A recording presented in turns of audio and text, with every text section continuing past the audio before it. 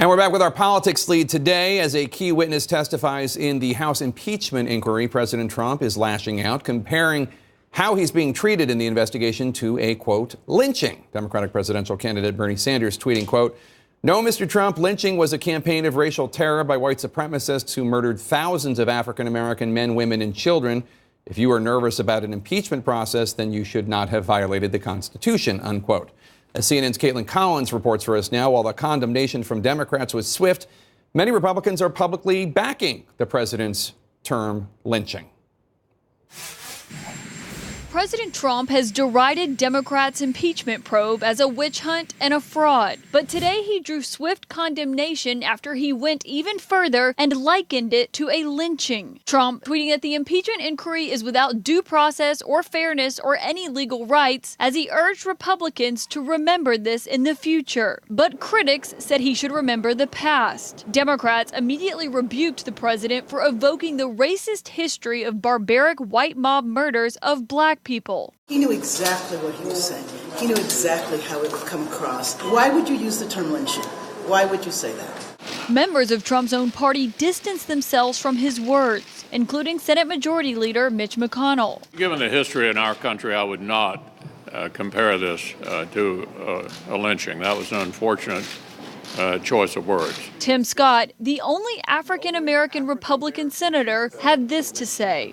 There's no question that the impeachment process is the closest thing of a political death row trial. So I get his absolute rejection of the process.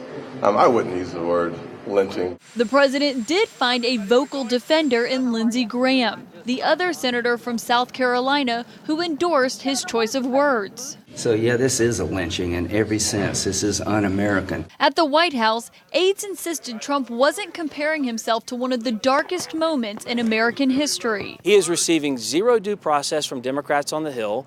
That's what he's talking about. Are we going to talk about something else, or are we going to continue with the tweet?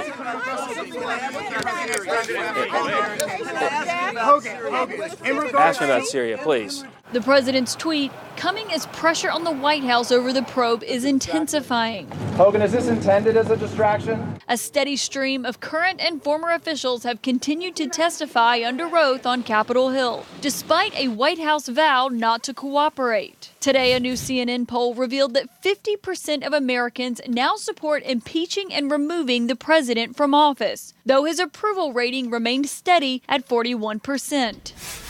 Now, Jake, when Jim Jordan, another one of the president's allies, was asked about his comment today and whether or not it was appropriate, he said he thought that the president was frustrated over this whole process with impeachment. But that's something we've heard from Republicans today. They're frustrated with the president using this word because now they're having to defend that instead of attacking Democrats for what they say is an unfair impeachment inquiry, instead focusing only on the president's use of the word.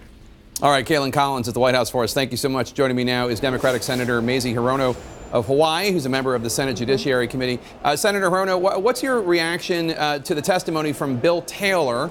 He gave an opening statement we obtained, and he says that he was told that President Trump wanted a public commitment from the president of Ukraine that Ukraine would conduct these investigations into matters that the president wanted investigated that would help him politically, such as into the Bidens, et cetera, in exchange, directly in exchange for military aid for Ukraine. What's your reaction?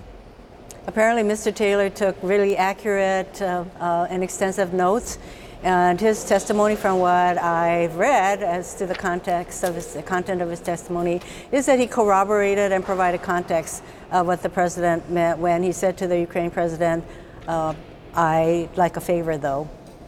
One of your Democratic colleagues today called Taylor's testimony a, quote, sea change. Do you think that's true when it comes to Republicans?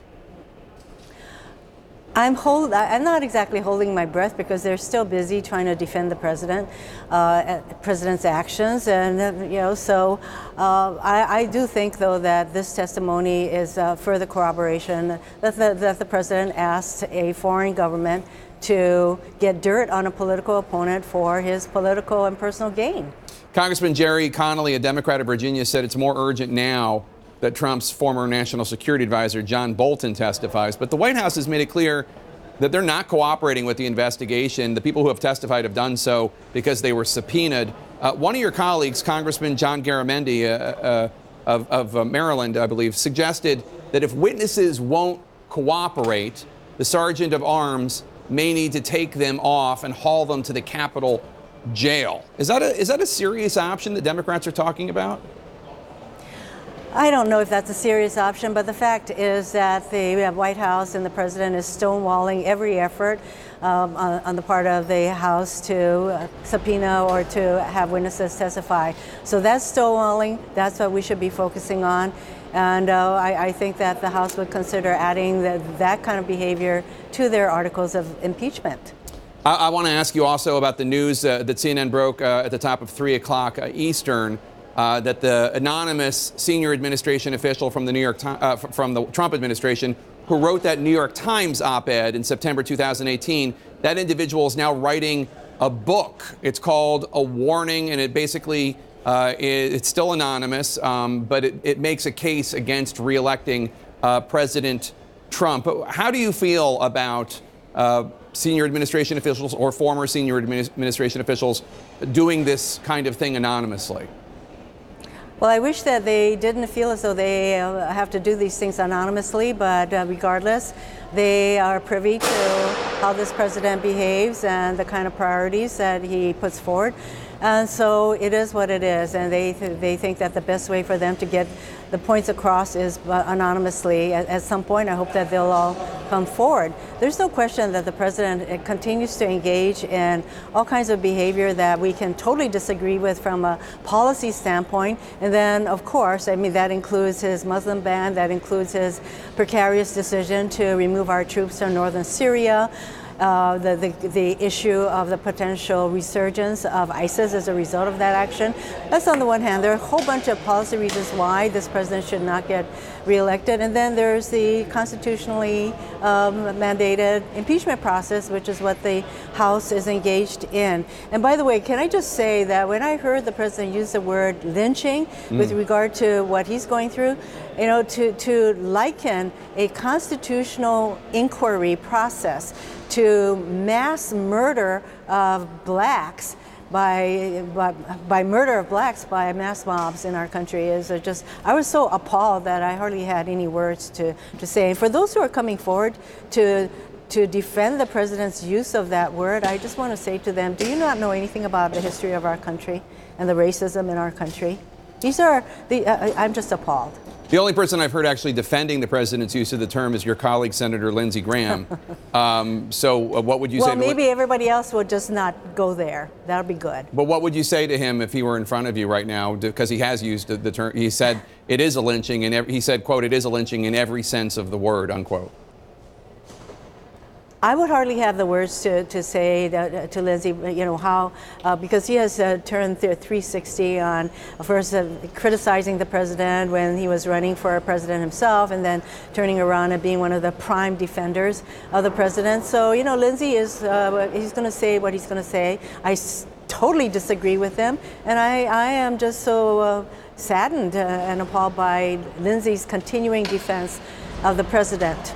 All right, Democratic Senator Mazie Hirono of Hawaii, aloha, and thank you so much. Aloha.